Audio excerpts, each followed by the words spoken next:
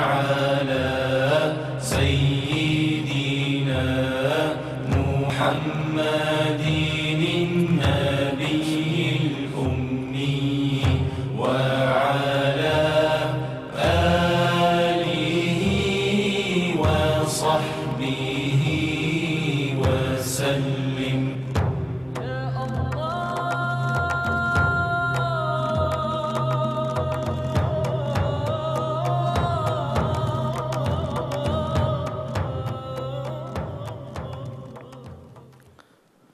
أعوذ بالله من الشيطان الرجيم. بسم الله الرحمن الرحيم. الحمد لله والصلاة والسلام على رسول الله وعلى آله وصحبه ومن والاه أما بعد.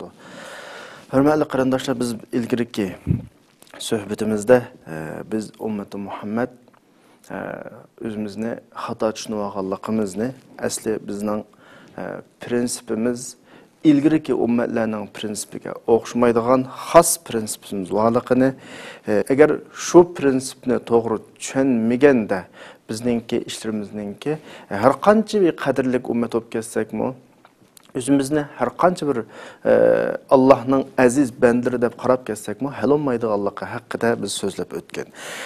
Shunda bo'lganda her kişinin bugünkü İslam ümmeti yaşayotgan şaraitda kallasiga keladigan bir savol var. O olsunmu bugün nima ish qilamiz? Chunki dunyoning her taraflarida, ummatning her millatlari ichida qonlar to'kilyotidi, musibatlar yashinyotidi, krizislar uzluksiz ummat ustiga tushyotidi.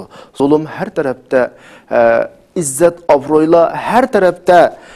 Bu ahvolda bizning kallimizga bir savol kiradi. O olsunmu biz bu masaladan, bu qiyinchilikdan, bu krizisdan qanday shaklda o'rnimizdan turamiz? Amaliyotda ba'zi qarindoshlarimiz tushunib olgandek bu shaxs masalasi emas, yoki ma'lum bir rayon yoki ma'lum bir millat masalasi yoki ma'lum bir davlat masalasi emas. Bu bir butun ummat masalasi. Chunki biz tariximizga qaraydigan bo'lsak, asrlarcha masalan Osman xalifaligining nomi ostida necha asr Sharq G'arb hammaga hukm surgan bir millat bo'lish sifatimiz bilan mana bugunning o'zida Sharq G'arb hammalarda hamma dushmanlar bizni parchalab yeydigan chiroyli bir go'zal to'rt aylanib qilyapmiz. Bizning yiqilgan joyimizga qaytadan nazar tashlasak, biz ummat bo'lish sifatimiz bilan bir butun yiqildik. Dal biz yiqilgan yerimizdan o'rnimizdan turishimiz kerak. Bu ummat yillarcha boshqalarni yetaklab mangan ummat. Bugungi kunda boshqalar bu ummatni yetaklayapti. Bu ummat asrlarcha o'zining beshini tik tutib yashagan ummatdi. Bugun Sharq G'arbga nadin yordam kelarki, u davlatdan yordam kelarmi, bu davlatdan yordam kelarmi degan bir umid ostida yashayotdi. Bu ummat asrlarcha kishilarning madaniyat yo'lboshchisi, kishilarga yaxshilikni o'rgatgan, axloqdan namuna bütün dünya kişilerini Allah tarafiga yetaklab mangadigan bu ummat bugungi kunda qarasak, o'zining mangadigan yo'llarini topolmayotdi. Hele uning agishyotdi, hele bunga agishyotdi. Masala pek ig'ir, favqulodda ig'ir. Men xususan bir qism qo'yilyotdi. Masalani yerim bo'lsin hal qilish men bu tarafdorida emas. Yoki asta vaziyatning o'zgarishi, siyosatning o'zgarishiga qarab davoni asta yo'q qilish tarafdor bunimi qo'llamay. Yoki ba'zilar o'tirib qo'ygandek vaqtliq masalani vaqtliq o'zim hal qildi. Men bu tarafdoridim emas. Chunki hammasi masalani yiltizdan saqaytadigan amal chora emas. Faqat energiyani xo'ritish. Biz kasalni haqiqiy diagnoz qo'ymay, kasalni haqiqiy bayqamay, uningga tip yiltizdan saqaytadigan dori vermay, qizitma tushiradigan yoki og'riq pasaytadigan bu xil shakldagi hal qilish choralarini asla xohlamaymiz. Yoki ovozimizni yuqori ko'tarib qo'yib, quruq shuarlarni to'lab qo'yib yoki hissiyot qo'zg'aydigan ba'zi ifodalarni ifodalab qo'yib bu xil shaklda davomlashamaymiz. Va yoki Biz yana o'zaro birisi-birimizning xatoligiga baho berib, "Avani xato qilmagan bo'lsa, menda olmaydi. Mani xato qilmagan bo'lsa, menda olmaydi." Bizning bugun kunda tushib qolishimiz, bizning pukuni liderimizning xafaligi, bizning o'tmishdagi paloni emirimizning yoki pukuni raisimizning xafaligi yoki u olim yoki bu olim yoki u tashkilot bu tashkilot yoki do'st tufayli yoki bizning dushmanimiz manda qilg'achqa mushkunlashib qoldik, bu emas. Masalaning hammasi negizi berib, ya'ni o'zimiz ko'rib taqirdi. Biz bu nuqtani güzel bir şekilde, çoğunqur bir şekilde, tadqiq qilingan bir şekilde tushunishimiz kerak. Haqiqiy kasalni teyip chiqish kerak va bununla nisbeten haqiqiy hal qilish choralari cho'qim tepilishi, bayqilishi kerak. Masalani boshqalarga atib, uningga atib, buningga atib biz bu yerdan qutulolmaymiz. Endi mening tushunjamdagi masalaninki tunji qadimi, ya'ni tushunch masalasi. Chunki bizga boshqa jihatda masala yo'q deb o'ylayman bizning ummatda. Bizning ummatda kuch bor, son bor, aql omri yetarlik bor. Faqat ummat asli burun aziz, g'olib vaqtida tutib mangan prinsiplardan yiroqlab ketish masalasi bor. Shuni xato tushunib qilish masalasi bor. Bu xato tushuncha ummatning sharqidan g'arbigacha har bir a'zolarining kallasiga singib ketdi ta hozirqida. Dushman bu jihatda utuq qilindi bizning kallamizga buni kirgizib o'tish jihatda. Masalan, ba'zi anglaymiz qarindoshlarımızdan biz palon vaqtda pukun ishni qilmagan bo'lsak yoki pukun vaqtda manda qilgan bo'lsak, bugun qolmaydiq. Masalan, yuz bergan hodisalarga qarata yoki bugun kelib qolgan vaziyatimizga qarata mashta bir inkas beradigan, baho beradigan qarin biz bu mu emas? Yoki ba'zilar deydi, bu masalalarimizni ummatning masalasini yoki bizning millat ummatning bir parchasi bo'lgan bir millat bo'lish sifatimiz bilan bizning masalamizni BDT orqali hal qilish yoki Amerika orqali hal qilish, Amerika unoqlarlaydi yoki Yevropa davlatlari orqali hal qilish yoki Hindiston yoki Yaponiya degandek atrofdan chora izlash, buni boshqalar qilayotgan chora bo'lsa-mu masalan. Ammo biz bir narsani o'ylab qo'yishimiz kerak. Biz bir ummat. Bizning asrlarcha yashab kelgan bir prinsipimiz var. Biz minib kelgan bir yo'l var. Biz şu prinsip, şu qimmat qarash, şu yo'l bilan gullangan. Aziz bo'lgan, izzatimiz qo'limizda edi, g'olib bo'lgan. Bu yo'l, bu qimmat qarash, bu tushunchalarning bizni yetaklab apog'i so'g'an Payg'ambar alayhisolatu vasallamning o'zimizga ulgu qilish orqali biz izzat topgan tarixdan buyon. Yaqinqi 100 yil yoki 150lik bir asr atrofida bo'ldi biz bugungi kunga qilyapmiz. Bunun çağrılarını men degandek taraf-tarafdan izlayapmiz. Endi bir savolni bir musulmon bo'lish sifatimiz bilan, bu yo'lning bir a'zosi bo'lish sifatimiz bilan, bu ummatning bir shaxsi bo'lish sifatimiz bilan qo'yib boqayli. Bugungi kunda Payg'ambar alayhisolatu vasallam bizning qashimizda bo'lgan bo'lsa, bizga yetakchilik qilib bugungi krizislardan, bugungi qiyinchiliklardan qutulish uchun tirishchilik ko'rsatgan bo'lsa, Rasululloh nima ish qiladi? Degandek ümitni boshqalarga bog'lamadi. Chorini boshqalardan izlamadi. Bu masala kallamizda aniq bo'lish kerak. Bu jihatda tushunch har bir shaxsda, oila ichida, qo'lim qo'shnilar ichida, mahalla ichida, millat ichida, butun jamiyat ichida, ummat ichida umumlashish kerak. Bilishimiz kerakki, biz tarixdan buyon Allah'ның dini bilan aziz bo'lib bugunga keldik ve bundan keyingi azizligimiz mi Allah'ның dini bo'yicha mangadi. Desem bir qism qarindoshlarimiz deyishi mumkin, bunday gapni jiq anglab ketdik.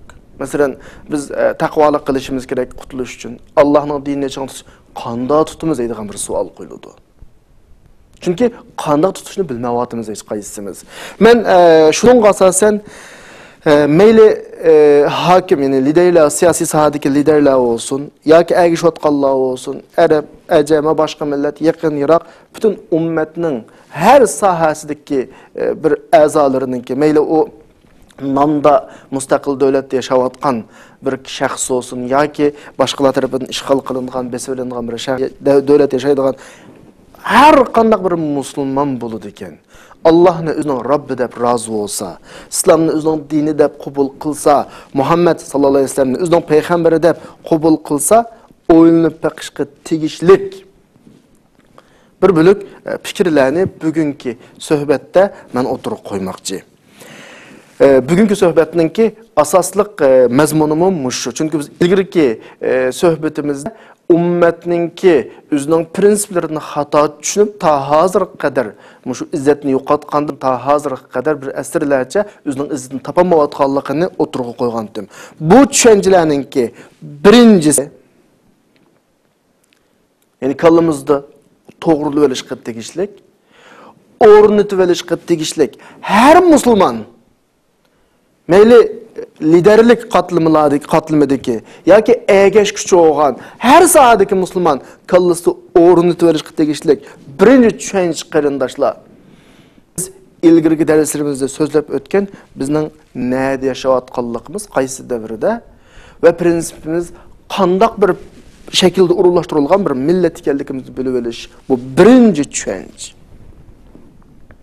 Yani biz ötmüşte yaşayotmaymiz. Biz ümmeti Muhammediye biz. Bizning prinsip ötmüşteki o'xshash. Mush yo'lda mangsang düşmanni Allah halak qilib turdi. Odatdan tashqari mo'jizalar bilan o şekilde emas bizning birinchi prinsip. Bizning prinsip intansurulloha yansurukum. Muşu prinsipni 3 seviye boyunca umumlaştırış gerek. Muşu düşünceni 3 seviye boyunca umumlaştırış gerek. Birincisi şahsi. Bütün şahslar olarak her bir kişi bu noktanı kalğısandırış gerek. Yani men bir iş qilishim gerek degan noktaga kelish gerek. İntansurullaha yansurukum. Sen üstünge düşken vazifeni ada kıl. G'alba şu vaqt keladi Allohning g'albasi. Bu tushunch shaxslar bo'yicha o'rnab ketish kerak va hayotida, shaxslarning hayotida tatbiqlanish kerakki, men o'zimning ustiga tushgan vazifani qilishim kerak. Qo'lingdan nima kelsa qilishing kerak, boshqalar emas, sen. Balkim sening qo'lingdan mashinaningki motorisiga o'xshash mashinani harakatlantirish ish kelishi mumkin. Tamam, vazifangni ado qil. Mashinaning roliga o'xshash boshqalarni yetaklash qo'lingdan kelishi mumkin. Boshqalarni yetakla. Yoki boshqa ishlar qo'lingdan kelishi mumkin. Aqallisi cho'ng ish kamisa ish qilayotganlarga hamdam bo'ladigan, yordam bo'ladigan bir ish kelishi mumkin. Ish qilib nima ish bo'lsa, sen bu tushunchani tushunishing kerak. Kallandan ötküzüşün gerek ve bunu özünün şahsi hayatında tatbiqlash kerak. Bu birinci iş. Bunun bir cemiyet, teşkilat yoki bir hakimiyetlik kurulma olur, o bu münasebeti yok. Şahs özünün hayatında bu tushunchini, bu birinci tushunchini tushunishi kerak ve amaliy hayatında bunu tatbiqlashi kerak. Bu işkin. İkincisi cemiyet karakterlik bu tushuncha umumlashtirilishi kerak. Biz hemimiz bir narsa ish qilib, hech narsa emas adam yo'q.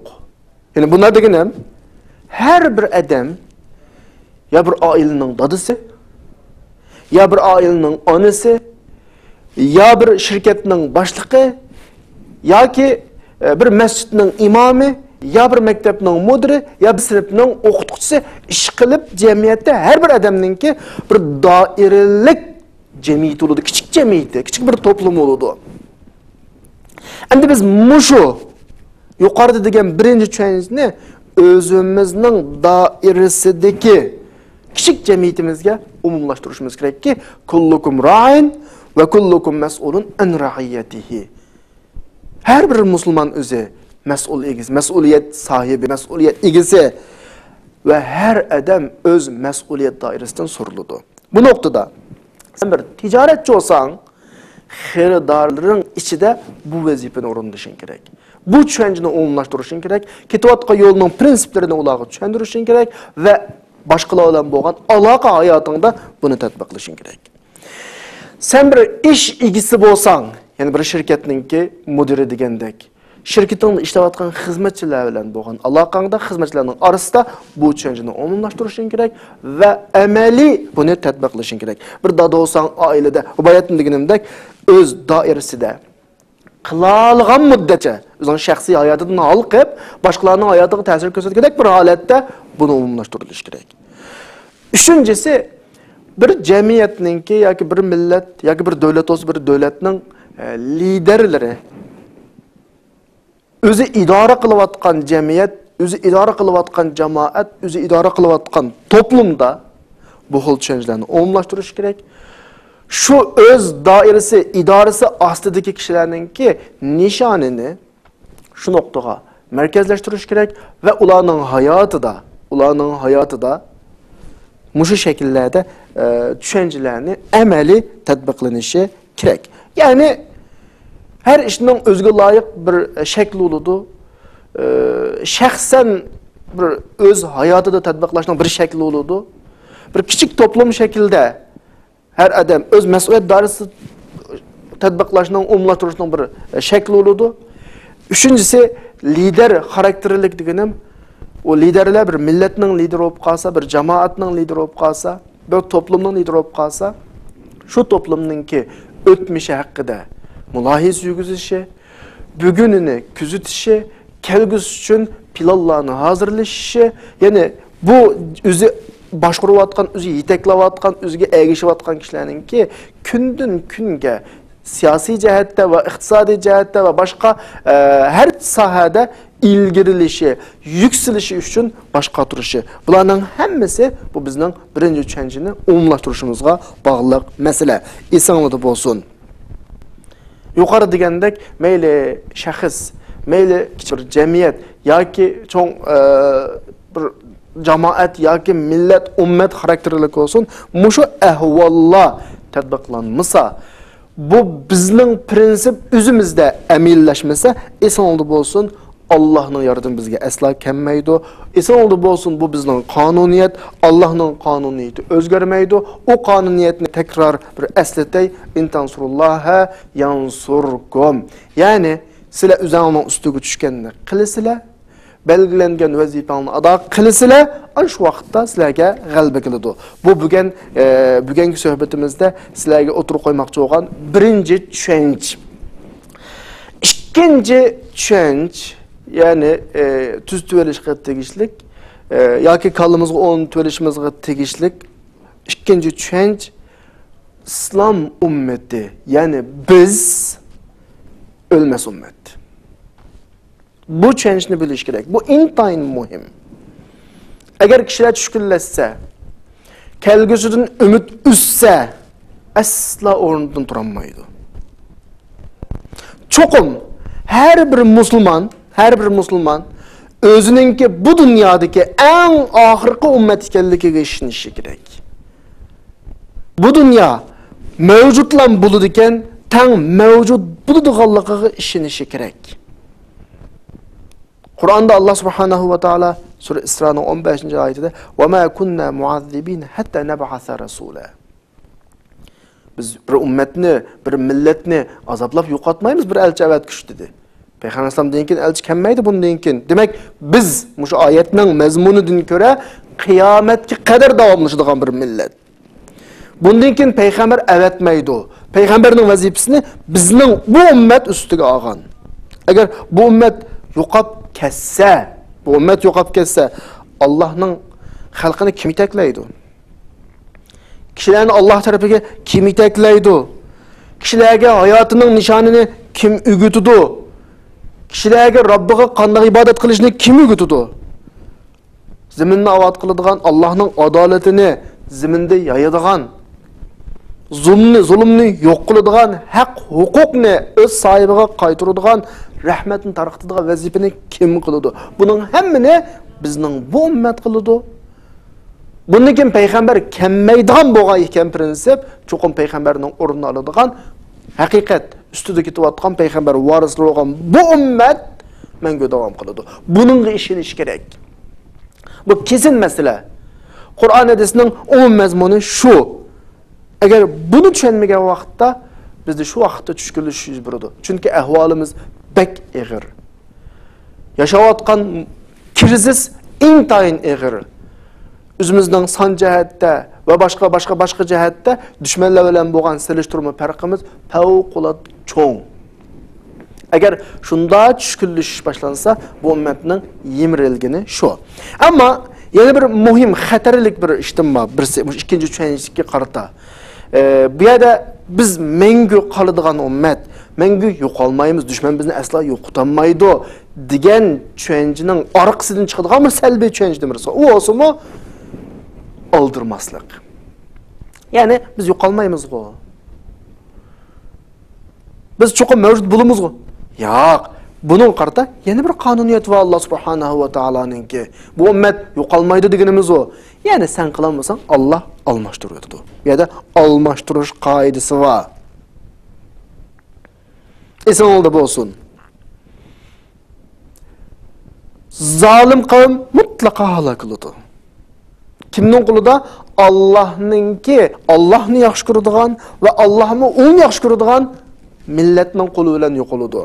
Endi mushu millat mayadan chiqsa, bugundan chiqsa, Alloh uni bilan zolimni yo'qotsa, agar bugundan chiqmasa, bizni almashtirib o'tib, ya'ni chiriklashgan bir musulmon millatini, musulmon ummatini yo'q qilib, o'rniga Allah'ni yaxshi ko'radigan va Alloh ularni yaxshi ko'radigan xizmatiga qarata salohiyati bor. Ishqi bilan, muhabbat bilan Allohning buyruqlarini ijro qiladigan bir millatni o'rniga keltirdi. Bu ilohiy qonuniyat. Bu nuqtadan hargiz g'ofil qilishga aslo olmaydi. Oldi bilan ta'kidlab qo'yay. Ikkinchi tushunch. Bu ummat yo'qolmaydi. Amma almashtiriladi. Bu nuqta kallandan bo'lmasin. Bizning o'rnimizga boshqalarning almashtirilib, bizning bu vazifaga bo'lgan salohiyatimiz ip tashlanib, o'rnimizga boshqa bir kishilarningki qo'yilishi bizga nisbatan intayin xatarli qarindoshlar. Ummat bu shaklda davom qiladi. Sura Tavbaninki 39-oyatga qarasanglar, Ya ayyuhallazina amanu ma lakum idza qila infiru fi sabilillahi thaqaltum إلى الأرض أرضيتم بالحياة الدنيا من الآخرة فما متاع الحياة الدنيا في الآخرة إلا قليل إلا تنفروا يعذبكم عذابا أليما ويستبدل قوما غيركم ولا تضروه شيئا والله على كل شيء قدير. آياتنا مزمونة. Allah müminlerge hitap qilib turib, Allohning vazifasini ado qilolmasang, shaxsiy hayotingga berilsang, dünya hayatını mening mangulik hayotim deb o'ylab qolsang, duchor bo'ldiğinin qattiq azab va sening o'rningga boshqarini almashtiradi. Alloh nisbatan hech ziyni yo'q buningki. Eng muhim bir qonuniyat. Bu bir yerda emas, takrar Qur'onning har oyatlarida qanday takrorlanadi. Masalan, sura Muhammadning davotida va in tatawallaw yastabdil qauman ghayrakum thumma la yakunu amsalkum. Agar sizlar vazifangizdan yuz o'rsanglar, bu yo'ldan yuz o'rsanglar, vazifani unutsanglar, Alloh sizlarni boshqa bir qavmga almashtiradi, boshqa bir kishilarga almashtiradi, ular sizlarga ish qilmaydi deyotdi. Shunga ikkinchi tushunch birisi ummatning o'lmaydiganligi. Bu ummatning mangu mavjud bo'lib turadiganligi har qancha bo'lib ketsa, buni tushunish bilan birga almashtirish qoidasini asla unutmasligimiz kerak. Ya'ni bizni salohiyatsiz şekilde başqalar bilan almashtirilish bizga nisbatan shaxsan biz bugungi yashayotgan kishilar emasmi? Bizga nisbatan eng og'ir musibat. Bundan diqqat qilish kerak. Bugun qarindoshlar bilan o'rtoqlashmoqchi bo'lgan 3-chi tushunch. Ummatning ahvolining qutulish uchun 3-chi tushunch shuningga ishonish kerak. Alohida diqqat qilinglar. Zolim millat, mu'minlarga dushmanlik qilgan millat, mu'minlarga zulm solgan millat mutlaqo halok bo'ladi. Hargizmi ezib, tezib ro'yitingni shayton ularga ishontirib qolmasin.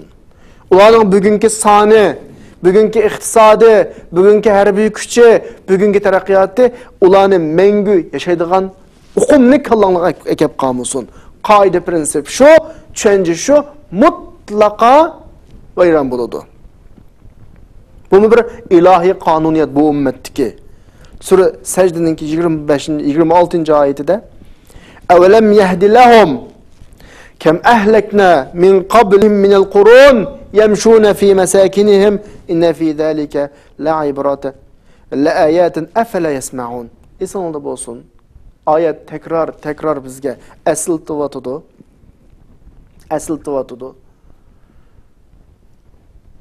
Bugün kundaki haddidan aşkan, bugün kundaki dünyada körenligen, bu zalimlarga qarab, ya bulut tügeşmeydi, bulunu yengemeyimiz, vay bulu deme. Qaramamsa, ötmüştü, büyük imparatorluklar öttü. Büyük her hakimiyetler öttü, her milletler öttü. Allah onu halak kıldı. Ayetinin mezmunu bu şekilde. İnsanlar olsun, bugün bizden düşmanlarımız halak buluduğun milletinin süpetlerini üzde mücessemlep oldu. Bular körenlavatıdı. Bular yuğancılık kılavatıdı. Bular zulüm kılavatıdı. Bular günahı pattı. Tarixda halak olgan milletlerinin umumi süpetleri burada tepilip oldu ki, bunda süpetler aslında hiç qanday milletinin mevcutluğu devam kılmaydı. Bu ne? Müslümanlar düşünüş gerek. Esnalda olsun, kallımızga o'rnini verishga tegishlik bir mazmun var bir ayette. Ali İmran'ninki 195-196 ayeti mümkün olsun. Muşine her daim eslep turulmuş ayetini la yaghurrannaka taqallubul lezine kafaru fil bilad. Mata'un qalil thumma ma'wahum cehennem ve bi'sel mihad. Ayetning mazmunu şu ki qarindoshlar, düşmanlarninki, kupparlarninki devletlerini kurup, küçüp, kudret tepip, yuğunap ketişi asla ve asla senin aklını azdurmusun. Bununla aldanma. Meta'un qalil. Bularning yaşaydigan muddeti az. Ayet kesti bunu. Bularning erişidigini az davatıdı. Meta'un qalil. Ayet kesti bu meseleni. İş herkes bu şekilde ketmeydi. İnsanlarda olsun kardeşler. Bu üçüncü change.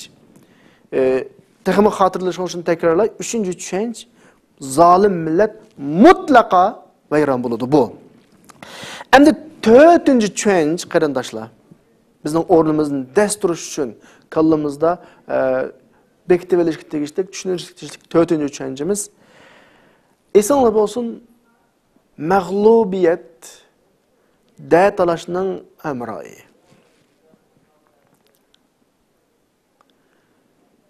Nusrat hergizmi tipram bo'lgan, palam parcha bo'lib ketgan, bölünüp ketgan milletga asla tushmaydi. Buni kallangda o'rnatishing kerak va hayotingda shuning uchun tirishishing kerak. Esingizda bo'lsin, Alloh Qur'oni Karimda deydi: "Va la tanaza'u fatafshalu va tadhhabu rihukum."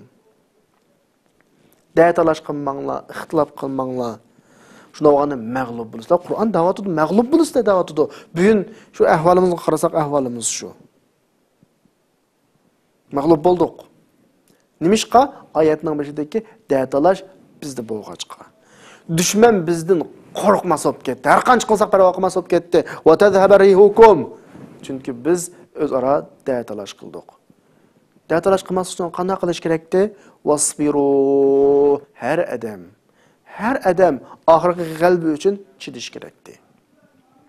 Tamam, uning gapi sening qusug'ing esishi mumkin. Uning qilayotgani sen o'ylagan ba'zi kichikina manfaatlaringga daxli qilishi mumkin. U lider sen to'g'ri shaklda, sen o'ylagandek yetaklayolmagan bo'lishi mumkin. U sana ergishayotganlar ko'nglingdagini tepib qilamagan bo'lishi mumkin. Mushlarning hammaga chidash kerak. Hammaga sabr qilish kerak. Amal ba'arini buzmaslik kerak. İxtilof qilmaslik kerak. Bo'lmasa asla va asla bizga g'alaba yo'q. Oxirida oyatning oxirisida innalloha ma'as sobirin. Ashtat chidiganda g'alaba bo'ladidi. Allah sabr qilishlar bilan billa, chidiganlar bilan bildigini g'alaba shularning demakchi. Oyat kesdi qarindoshlar. Asla o'tirimizdagi arazlıqlarni, ixtiloflarni, da'talashlarni tugatmasdan g'alabaga erishiman deb biz tushaykimayli. Bu to'g'risida bir muncha oyatlar bor. Masalan, sura Anfalninki hozir o'qigan oyatim va la tanaza'u oyat sura Anfalning 46-oyati, sura Nahlninki 92-oyatda va la takunu kallati naqadat ghazlaha min ba'di quwwatin ankasa. Allah bir misal shaklida ipni igirib, ching to'plab bo'lgandan keyin uni chuvib ayrig'ila olmaydigan holatga kelib o'tgan ayollarga o'xshash qilmanglar deb bir oyatda biz yana bir oyatda sura Al Imronning 103-oyatida va atasimu bihablillahi jami'an va la tafarraqu. Bu oyatni hamma bilan bilamiz. Allohning og'amsiga ching eslanglar, bo'linmanglar. Sura Al Imronning shu oyatninki 105-oyatida shu suraninki va la takunu kallazina tafarraqu va ixtalafu min ba'di ma ja'ahumul bayinat. Iniq masalani qo'yib bo'lgandan keyinmi o'zaro bo'linib parcha-parcha bo'lib ketgan magishlarga o'xshash bo'lmanglar. Eson bo'lsin qarindoshlar. Bu xil shakldagi o'zaro ixtiloflarni tashlash, da'talashlarni tashlash, kichik shaxslar orasidan cho'ng davlatlar o'zini ummatning bir parchasi deb qaragan islom davlatlari nomidagi davlatlar saviyasigacha hammasi bo'lish kerak. Eng kichik shaxslardan boshlanish kerak. Maalesef ahvolimiz tam buningki aksicha bo'lib o'tdi. Bir binoda o'tirayotgan bir qarindoshlar o'zaro chiroyli shaklda ish guruhi tashkillab ishlarini yurishtirolmasa, bir jamiyatda yashayotgan kishilar o'zaro ish guruhi bilan ishlarini yurishtirolmasa, hammasi mening to'g'ri desa, hammasi ishning besh-o'g'iz kelsa, hammasi masjidning imomi o'g'iz kelsa, hammasi tashkilotning boshlig'i o'g'iz kelsa, hammasi bir nimaning lideri o'g'iz kelsa, ummat o'zining asldagi izzatini ma shaklda asla topolmaydi. Bu nuqta qalang'ilda bo'lish kerak. Endi birlik bu hammalarninki davomli to'laydigan bir shuarga aylanib qoldi, ammo birlikning qanday shakllanadiganligining ahvolini, prinsipini tushunish kerak. Yani bu bir cemaat şekilde, bir gruplaşış, teşkilat şekilde buludu. Cemaat, teşkilat, gruppa bir devlet degenden bir yetekligüçüsü buludu. Başkalar onun kendiden ergişip mağnudu. Bu hakta talay hadisler var. Aleykum bil cema'a, sile teşkilleniş, toplum, cemaatine çang tutunlar, bölünüşten saklananlar, şeytan bir adamga qaraganda ikki adamdan yiroqroq, bir adamga texim yaqin. Qanday adam jannatni xolisa, cemaatni çang tutsun. Hammasi hadis qarindoshlar o'qiyapman. İnsanlar bo'ladi bu hadislarni. Cemaatlashish, ixtilof qilmaslikninki tüp yıldızını bayan qilib Rasulullah o'zaro bir-biringizlarning munosabatini uzib etmanglar, bir-biringizlarga o'rga ulaşmanglar, o'zaro bir-biringizlarni o'chko'manglar, hasad qilishmanglar. Allohning qarindosh bandalari bo'linglar. Bir musulmonning o'zining qarindishini 3 kundan ortiq tashlab munosabatini uzib o'tishi halol emas. Muttafaqun alayhi hadis. Yine başqa hadislarda iyyakum vel hasad, hasaddan saqlaninglar. Hasad xuddi o't-o'tanni ko'ydirib tugatgandek yaxshilikni ko'ydirib tugatadi. Buxoriyning bir hadisida iyyakum vaz-zanna, har odamdan xato gumon qilishdan saqlan. Gumon qilish eng yolg'on gap hisoblanadi. Tirmiziyning hadisida iyyakum su'azatil bayn, aranglarning nacharlik qilishdan saqlaninglar. Bu degan ishni tugatadi. Fa inna al-haliqa degan iboratlar ifodalaydi Rasulullah. Ishni kesib o'tadi. Xuddi chashni tushirib, chashni badandan ajratib o'tgan o'xshash ishni kesib o'tadi. Darimining hadisida iyyakum vaz-zulm, boshqalar zulm qilishdan saqlan. Zulm qiyomat kunidagi zulmat.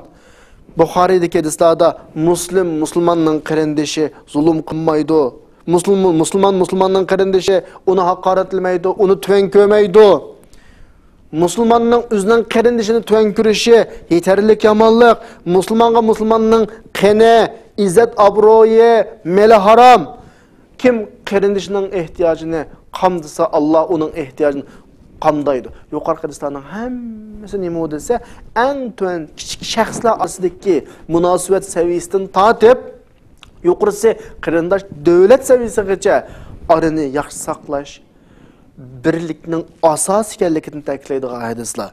Bu qadar hadislar bo'lgan ekan, biz o'zaro birlashamay turib, g'albini umid qilishimiz, holimizdan voysirishimiz faqat va faqat to'g'ri emas. Agar g'albi bizga lozim bo'lsa, nusrat lozim bo'lsa, bugungi mushkulotdan qutulishni xohlasak har bir odam, agar mush davosida har bir odam rostchil bo'lib qolsa, ummatning qutulishini xohlasa, cho'qim yuqorqi ta'limotlarga mutlaq bo'ysunish kerak, ixtilofni azaytish kerak, azarliqni azaytish kerak. Buning asosi birlikni saqlashning asosi birlikni saqlayli saqlag'ili olmaydi. Asosi bayatdan o'qigan hadislardagi mazmunlarni shaxs sifati bilan o'zining hayotida tatbiq qilish kerak. Bu 4-tushunch qarindoshlar. 5-tushunch millatninki o'rnidan turish uchun kerakli bo'lgan bugungi darsimizning asos temasi bo'lgan 5-tushunch bir gap bor.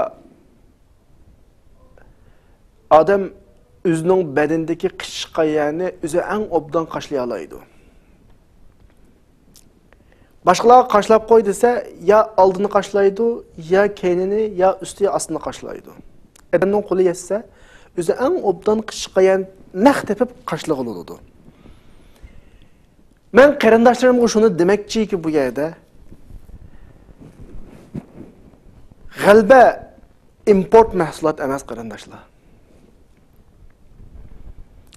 G'alba made in Japan deb yozilmaydi g'albaga. Yoki made in USA deb yozilmaydi. Bizning g'albimiz Amerikadan kelmaydi, Yaponiyadan kelmaydi, Hindistondan kelmaydi, Yevropadan kelmaydi va yoki boshqa davlatdan kelmaydi. Bizning g'albimiz yerlik mahsulot. Buni o'zimiz ishlab chiqaramiz va o'zimiz ishlatamiz. Bu nokta kallanlığını qilish kerak. Buna deganlik bizga yordam beradigan atrofdagilarning hammaga qo'limizning orqasini qilib ishtirimiz deganlik emas.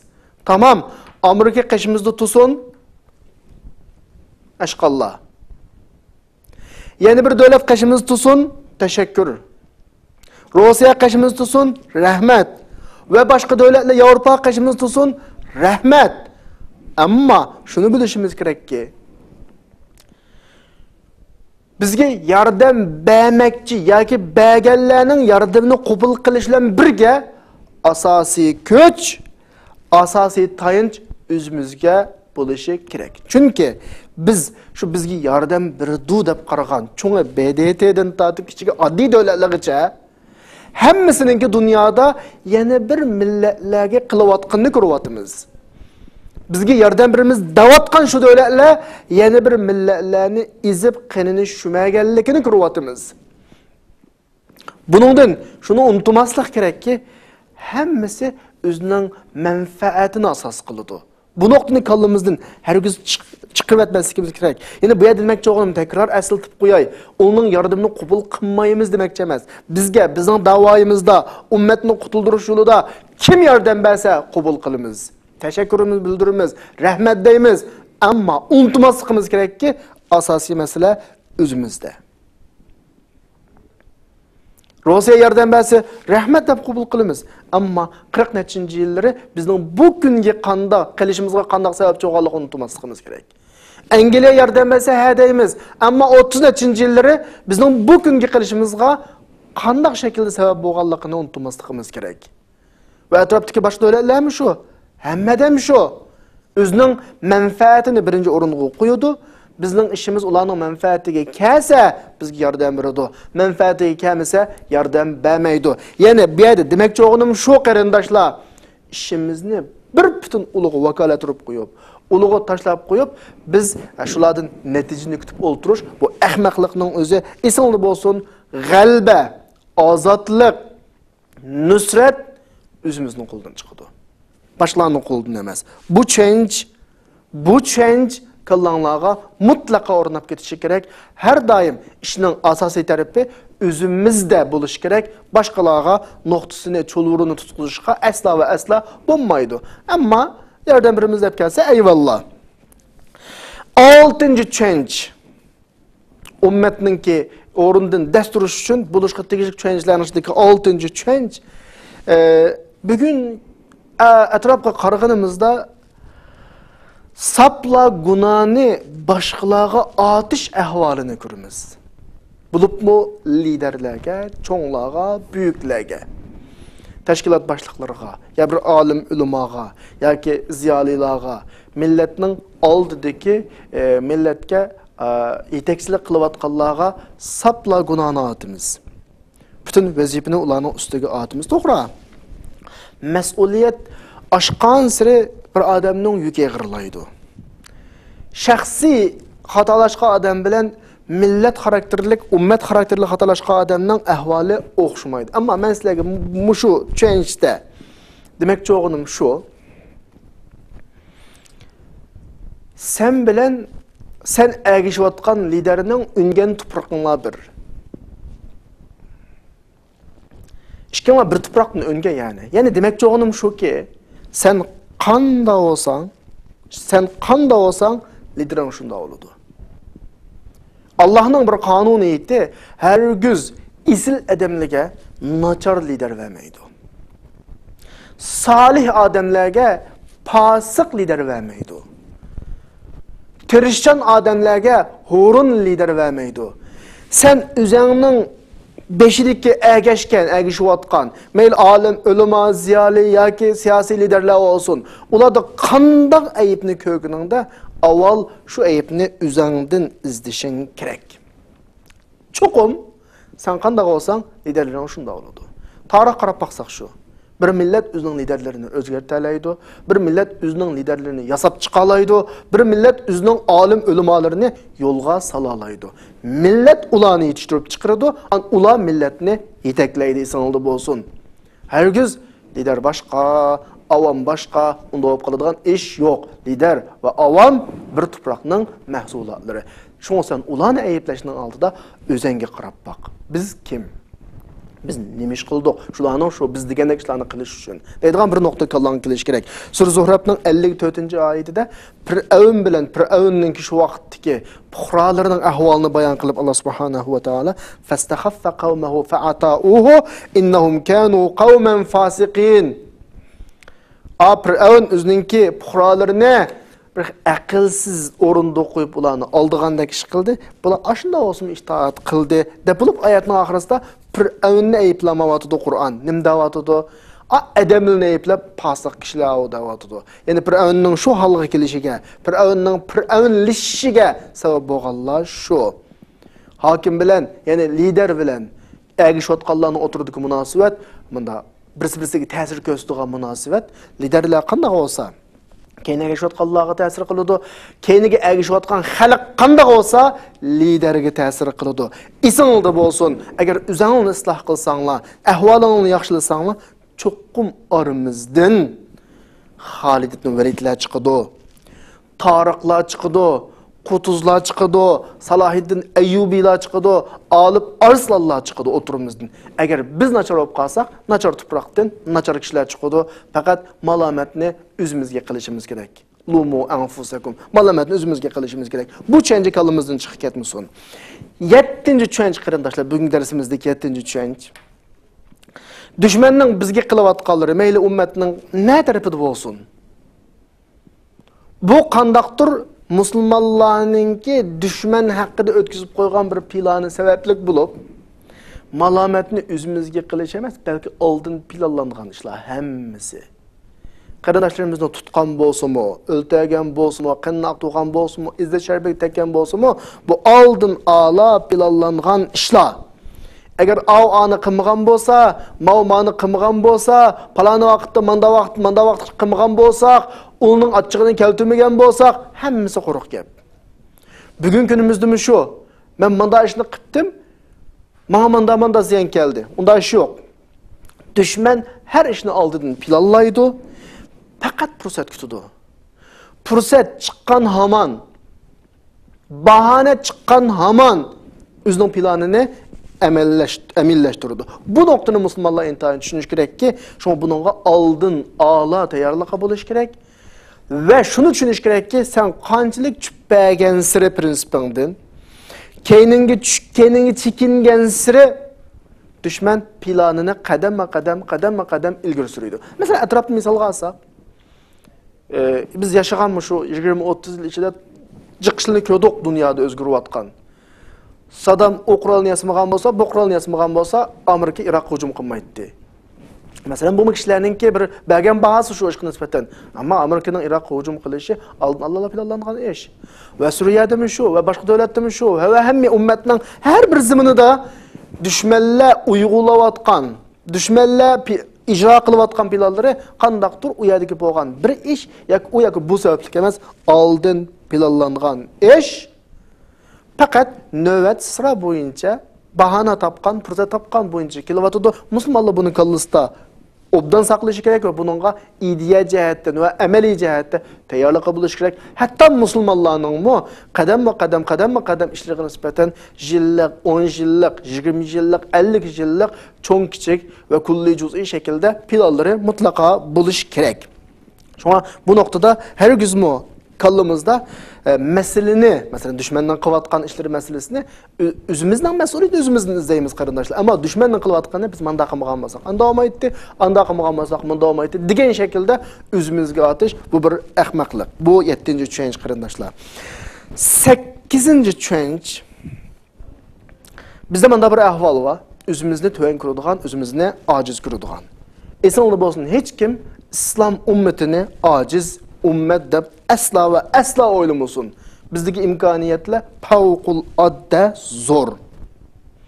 Mayli odam soni jihatda, aql ombiri jihatda, iqtisod jihatda, asosan dunyoning ko'p aql omborlari islom davlatlarida ammo foydalanmayapmiz, boshqalar foydalanyapti.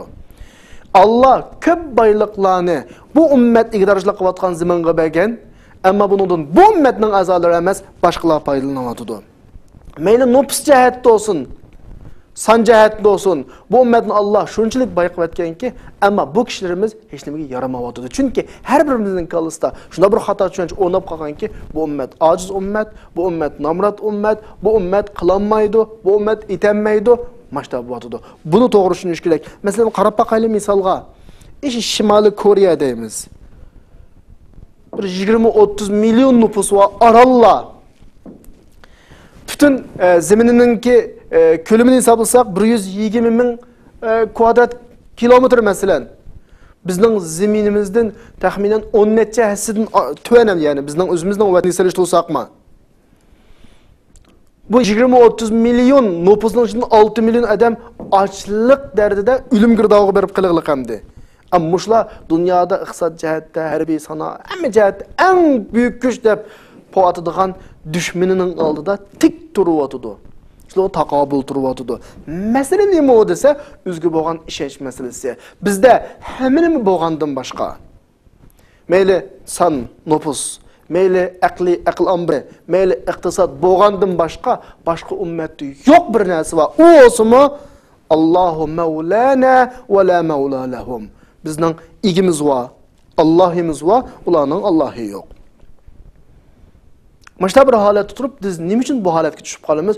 Chunki qalbimizda o'zimizni favqulodda ojiz, biz qilolmaymiz, etanmaymiz deydigan, o'zimizni o'zimiz zaiflashtirib oladigan bir xato tushunch bor. Buni o'nglash kerak. Qo'limizda nima bor qarindoshlar? Qo'limizda nima ish keladi? Jiqish keladi. Masalan, bugungi holatda bir misol olsam, amaliy misol olsam, gazet jurnallar var masalan. İnternetlar var, telefonlar var, har xil yig'ilishlar var, bo'lib turibdi. Bizning qarindoshlarimiz dunyoning hamma yerga tarqalgan. Mana mushulardan go'zal bir shaklda foydalanish. Ya'ni masala nima desa, har odam o'zining mas'uliyatini tunish masalasi. Bu ummatning prinsipini tushunish masalasi. Agar qiladigan ish bo'lib qolsa, ajoyib qilyapmiz shu ishlarni. Agar hamma bilan harakatga kelganimizda, o'rnimizdan dasturga vaqtda en çoğun kural işqi kelishidiki, düşmanning qalbiga qo'rqinch tushadi. Qalbiga qo'rqinch tushgan har qanday odam qalbi qilinmaydi. Biz buni qila oldik. Undan boshqa o'zimiz yashayotgan ummat o'zining shu zo'r soni bilan, zo'r imkoniyati bilan düşmanning har qanday mahsulotidan boykot qilish, muqotaa qilish bizning imkoniyatimiz bor. Dunyoning 5dan 1ni egallaymiz. Shaxsan biz o'zimizni deb aytsaqmi, atrofimizda turayotgan boshqa millat yoki boshqa davlatning fuqarolariga zolimlarning ahvolini tushuntirish, buning qilayotgan vahshiyonligini, uning izzat obro'yimizni chaqilayotganligini tushuntirish orqali ularga bir tiyin yordam qilganlik, zulmga yordam qilgan ekanligini tushuntiralisak, bularning iqtisodi favqulodda zarbaga uchraydi. Bu nuqtalarni bilishimiz kerak aslında. Biz imkoniyat favqulodda zo'r qarindoshlar. Ondan başqa biz ko'p hollarda sal qaraydigan bir nuqta, o'zimiz ketayotgan bu da'vo yo'lda bizniki izbasar bo'ladigan izbasarlarni tarbiyalash masalasiga sal qarayapmiz. Bularni qila olamiz biz. Bizda odam kuchi bor. 9-chi qarindoshlar, ummatning har bir shaxs a'zosining kallasida shunday bir tushuncha bo'lishi kerak. Yalğız qalsam vuruşman deydigan. Bu kurashni, bu davoni, bu ummatning yo'lini men yalğız qalsammi davomlashtiraman. Bu ideya har odamning kallasida bo'lishi kerak. Diqqat qildik qarindoshlarimizda atrofida odam bo'lsa qiladigan, billa mang'ila odam bo'lsa qiladigan bir xil keynining bo'shab qilishdan qo'rqadigan bir xil tuyg'u hammalarni chirmiliqliq. Şoňaşqa nurgun imkaniyeti va qarindoshlar, nurgun qobiliyati va qarindoshlar, ish qila oladigan qarindoshlarmi keynida qo'llug'uvchisining yo'qligi tufaylidan jiqishlarni qilmayotdi yoki zarlanyotdi, qo'llamaysizlar. Ammo shuna tushuncha kallada bo'lsin-ki, qiyomat kunisi men yolg'iz savol so'roq maydoniga kelaman. Hisobimni yolg'iz birma, do'zaxga men kirma agar hisobni joyida biramay qolib qolsam. Kullu nafsin bima kasabat rahina. Her adam özünün peydi esildi. İsanıldı bolsun. Ve laqad ji'tumuna furada kema halaqnakum awwala marra. İnsan dəslab yalğız yaratılğandek qiyamet günüsü yalğız qiyamet günüsü həşr qılındı. Şoň bütün dünyadaki 1,5 milyar Müslüman, 1,5 milyar ümmet sana yardım qılmasa, ula oturuvasa, ula yetuasa, senin oturup kalışandan, senin toktap kalışanga hiç sebep bulamaydı. Kıyamet günü hiç nimege ötmeydi. Çünkü bütün dünyanın adamlarının hemini devzah kalsa, sen yalğız, yekki halette üzerine vazifesine ada kalsan, sen cennetke kiriverirse. Allah hiç kimnin günahı sebeplik, hiç kimne sual sorak kılmaydı. Hiç kim için iş kılmaydı. Bir reis yoki bir lider uchun ish qilmaydi, hech kim nom shuhrat uchun esingizda bo'lsin, hamma odam shaxsiy o'zining kishilik mas'uliyatini ado qilishni ish qiladi. Esingizda bo'lsin, Alloh hayyun, qayyumdur. Alloh tirik, Alloh o'lmaydi. Sening keyiningda hech kim bo'lmasa, Alloh bo'ladi. Bu nuqta kallangga kelishing kerak. Qilgan har bir yaxshiligingga shaxsan ajr olasan, qilgan har bir yomonligingga shaxsan jazoga tortilsa, şoňa atrofingdagilarning bu ishni qilmaganligi, ularning bu ishni voz kechganligi, keyniga chekinib olganligi, o'tirib olganligi asla va asla sening turib olishingga sabab bo'lmaydi. Şoňa bu nuqta kalangda bo'lsin. Eng oxirgi bir tomchi qinim qolgan qadar, oxirgi qadar men yolg'iz kurash qilaman. Bu ideya senda bo'lish kerak. En ahırki bugünkü dersimizdeki 10-chi tushunch qarindoshlarga bayon qilmoqchi bo'lgan tushunch ishni kechiktirishdan favqulodda hazar aylash. Bu bizdagi umumlashib qolgan bir kasal bo'lyapti. Ishlarni davomli qilamiz. Vaqtkilar, fursatkilar esingizda bo'lsin. Har millatning, har shaxsning, har ishninki bir vaqt bo'ladi. Şu minutdan uyan yoki buyon bo'lmaydi. Sen kechiktirdingmi, vaqting tugaydi, vaqtda fursat olmaydi. Agar haqiqiy ish qilmoqchi bo'lsang, mana bugundan hozirdan boshlab, ummat uchun duo qilmoqchi bo'lsang, hozirdan boshlab, ummat uchun dushmanlarni boyqut qilmoqchi bo'lsang, hozirdan boshlab, ummat uchun namoz o'qimoqchi bo'lsang, hozirdan boshlab, ummat uchun qarindoshlaringni o'tirini isloh qilmoqchi bo'lsang, hozirdan boshlab, ota-onangga yaxshilik qilmoqchi bo'lsang, hozirdan boshlab, yaxshilikqa buyurib, yomonlikdan to'smoqchi bo'lsang, hozirdan boshlab, chiriklikka, pasachilikqa qarshi turmoqchi bo'lsang, buni hozirdan boshlab bo'lish kerak. Esingizda bo'lsin, o'zimizni shaytonga tashlab turib, ayt qilamiz, o'g'in qilamiz, vaqt keladi, fursat emas. Bir fursat keladi, bir go'zal vaqt keladi. Asla shaytonga yem bo'lmayli qarindoshlar. Endi darsimizning oxirisida qarindoshlarimizga qilgan iltijoyimiz yuqoridagi 13 agar bizning shaxsiy va ijtimoiy tashkilot xarakterlik, davlat xarakterlik hayotimizda tatbiqlansa, bizga yordamninki, nusratning keladiganligi aniq. Qanaqdir bugun biz beshimizdan o'tkazayotgan bu krizis, yaşayotgan bu meseleler, müşkilatlar tunca qitim kiplam bizni tüp yıldızdan qurutadigan mesele emas. Çünkü tarixda bunun jiq misalları var. Dersimizin axirisida azroqgina deb o'tay. Payg'ambar alayhisalom vafot topgandan keyin Arab yarim oroli tamamen murtad oldu. Faqat 3 shahar va bir qancha kanit qolib qoldi. Hatto o'zini Allohning rasuli men menga vahiy tushdi deb da'vo qilganlar o'tirg'i chiqdi. Musaylamatul kazzab ve bunu olan 10 minglarcha kishi keyniga ergashdi. Bu vaqtda esingizda bo'lsin, Tayran ababillah tushmadi. Allohning bularga azobi tushmadi. Hijaratı min sijil etilmedi. Belki ummetning a'zolari ichidan Allah'ның dinini himoya qiladigan, ummetning sharafini isini qo'daydigan mardoni yigitlar o'tirg'i chiqib, bularni vayron qildi, bularni chekindidi. U o'simi Abu Bakr radhiyallohu anhu, Xolid ibn Valid, bularning hammasi Musaylamatul kazzab va murtadlarning hammani qana qildi. Joyli. Bu yerga Tayran ababillah kami desang oldu bo'lsin. Baytul Muqaddasda xristiyanlar bir kunda 70 ming adamni qatl qilyapti. 70 ming adam shu vaqtning sonida bak cho'ngsan. Hijriya 492-yillar bo'lgan ishlar. 70 ming adam bir kunda qatl qilindi, lekin Tayran ababil tushmadi. Hijaratı min sijil etilmedi, tashishmadi osmondan. Allohning azobi kamidi. Hattoki Salohiddin Ayyubi shunga o'xshash ummat o'g'lonlari kelib, bularni Baytul Muqaddasdan qo'g'lab chiqadi. Mongollar Bag'dodni Hijriya 656-yillari tamamen besib oldi. Butunlay tarmar qildi. Shu vaqtdagi Dijla daryosi qonib oqdi, qilmagan xatolikqa qolmadi, toki Alloh subhanahu va taolo Qutuz va Qutuzga o'xshash ummatning qahramonlarini avatib Bag'dodni ulardan tozaladi. Ondan boshqa Qaramita deydigan bir guruh va Hijriya 317-yili Mekke'ge hujum qilib kirdi. Haj kunligi az qolganda, 2 kun qolganda shu yerga haj qilgan bütün hojilarning hammani tamamen qatl qildi. Hatto Ka'baning pardasiga islab olgan kishilarni ko'zni mit qilib qo'ymasdan hammani o'tirib o'tdi. Ka'ba jasadlarga to'ldi. Bu shunda dediki, hatto haramning ishkining ustida turib, ana lillah va billahi ana yakhluqul khalqa va ana afnihim ana. Allah uchun mana menba, Allohning qarshisida menba, nauzubillah.